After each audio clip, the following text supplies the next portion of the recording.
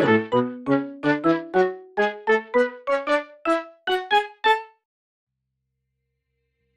everyone and welcome back to my channel, and in today's video I'm going to be testing out these 24 knockoff Sharpies from ALDI, and there's 24 in a packet and they were only £1.50, and I'm intrigued to see how well these work compared to real Sharpies because I have quite a lot of real Sharpies.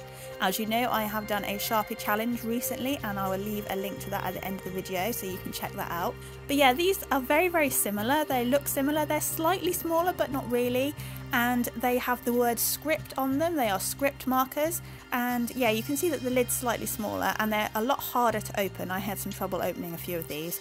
But yeah, the nib also on these fake Sharpies is round compared to the fine point.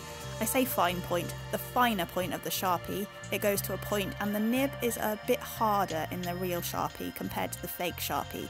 And the colours didn't quite match the caps either with the fake Sharpies, although this is also a problem with the real Sharpies as well. And yeah, as you can see, one of these fake Sharpies broke. I couldn't get the nib part out of the lid, and this is what it looks like inside. It was very crystallised, so that's good. So I didn't use that green colour. So I did end up swatching my Sharpies and the fake Sharpies because I thought it would be a good idea to swatch out all the colours because the colours didn't match the caps. And this is something I'm not very good at. You might have heard me say in recent videos that I'm not very good at swatching, and I will do some swatches of my new art supplies in the future. So I did do that, and I surprised myself that I did do that because I was quite keen to try these.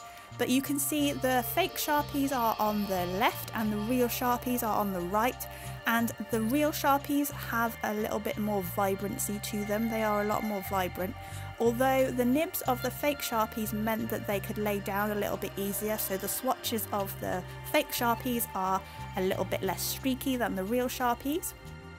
And I also prefer the colours of the real Sharpies as well. They're a little bit more vibrant, and especially the more, in inverted commas, pastel tones, because you can't really get a pastel Sharpie, it's quite difficult, but the pastely purple and the pastely pink are a lot better. They seem to be a lot more pigmented than the fake Sharpies, and yeah, there's quite a bit of dullness to some of the colours of the fake ones, although I prefer the grey colour because it is a bit lighter and you can layer it up better than the grey in the real Sharpie.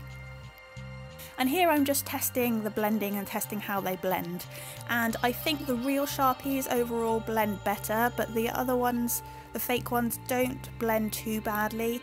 But that's the thing with Sharpies anyway, they're not really for blending. You're not really meant to blend them, they're not built for that. They're permanent markers. So yeah, that's what's to be expected. But I was quite surprised at how good the fake Sharpies swatched and how good the pigment was for the price that they are. So here is a close-up of the swatches, and you can see the difference between the real and the fake. You can see the better pigmentation of the real ones compared to the fake ones, and this is how they blend. See, the fake Sharpies don't quite blend as well, even though there were 3 colours compared to the real Sharpie, although I think I over-blended the real Sharpie. But yeah, this is the finished swatch sheet, and I'm definitely going to be doing more swatch sheets in the future because I actually enjoyed it and I think it looks quite pretty. And to finish off my swatch sheet, I decided to do a smudge test to see how the Sharpies and the fake Sharpies work with my liner pen that I use. So this is my 0.5 uni pin liner, and the first one was a real Sharpie and this one is the fake Sharpie. And as you can see, the real Sharpie has actually smeared a lot more than the fake Sharpie, which is really surprising. So yeah, and I did it with yellow because that's the biggest culprit of these things. So for the artwork, I wanted to do the same picture twice, once coloured in with the real Sharpies and once coloured in with the knockoffs. And I wanted to draw something really colourful because I wanted to use as many colours as possible. And the first thing that I thought of was a Ho-Oh because it's a really colourful Pokemon and it's quite majestic and it just looks really cool. So I inked it up on some cartridge paper because I used this last time with Sharpies and it worked really well. And I'm using my 0.5 Unipin liner like I said, and I'm using my Lightbox to ink both versions, and this is me inking the second version. And I realised when I was inking this that my sketchwork is normally really quite messy and it's usually quite difficult to ink, but inking over a smooth line art is like a dream, and it was just so nice to ink it because it was such a smooth line to trace. So that's something I need to get better at. I need to start cleaning up my sketches. So I began with the real Sharpie version, so this is real Sharpies, and I'm doing the Ho-Oh slightly oranger than it is because I wanted to use the red to shade, and I've only got 2 reds and I didn't want to use the darker red, and I'm going to be doing this with both. I'm going to try and keep the colours as close to the same as I can. And yeah, I am blending a little bit. I'm blending a little bit in the wings, but also because it's Pokemon, I'm using the block shading technique like I did with my other Pokemon drawing, because that is the style, and I think that works quite well with the Sharpies. And I did struggle actually with the Sharpies to get the colours, and especially the colours for the inside of his mouth. I had to mix a couple of colours, and also the smearing with the yellow was a bit of a problem, because especially in the top of his head, the feathers at the top of his head here, it is a little bit smeared, and I did have to hide that with the orange, so it is a little bit darker than it should be. And I also put a rainbow in the background because I wanted it to look pretty majestic, and I wanted to see how I could blend a rainbow with both the real Sharpies and the fake Sharpies, because every time I see a load of Sharpies I think of a rainbow anyway, and it also makes the Ho-Oh pop. And I did use my white gel pen to go around the outside of the Ho-Oh to make it stand out from the background, stand out from the rainbow, and I made some little white sparkles as well, just because he's a very magical Pokemon. I also feel that I need to get better at drawing curves and circles, because this rainbow is a little bit dodgy. It's not quite as curved as it could be, but I'm really happy with the blending, especially in the pinks and the purples. I really like the blend out to the pinks and purples in this rainbow. So here is the final result of the Sharpies. I've added the sparkly bits and I think it looks quite nice. I really like how it turned out. I like the smoothness of the colour and the rainbow. So let's see how the fake Sharpies do.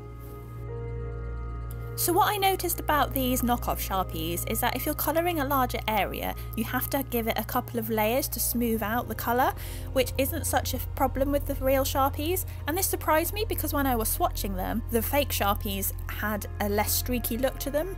So I think it's because if you're covering a larger area, it dries as you colour, so you get that streaky look. And it's the same with bullet nib markers versus brush nib markers, I guess. And these are of course bullet nib markers, but I think I managed to get a smooth coverage of the Ho-Oh itself, and I think I preferred the colouring of the Ho-Oh in these fake Sharpies, especially on the top of his head, and the grey as well. The grey in this Sharpie was a lot nicer because it was lighter and it meant that I could layer it up better. And they did blend okay, and there was of course no smearing, so that was good. And yeah, these weren't bad at all to colour with. I think they were easier to colour with because of the way the nibs are, and yeah, they're softer nibs, and I didn't really see a great deal of difference. They weren't a struggle. I was expecting to really struggle with them, for them to run out halfway, things like that, but no, they were absolutely fine. And also what I did notice about these fake Sharpies is they don't have such a strong smell to the real Sharpies. When I was swatching the fake Sharpies and then switched to the real Sharpies, I really noticed the smell of the real ones, so that's something to consider. And if you are using Sharpies or fake Sharpies or any kind of permanent marker, it's really good to sit in a ventilated room, open a window, or make sure you're not in a small area because you don't want to get a headache. So when I was colouring the rainbow with these markers, I did notice a difference between these and the real Sharpies.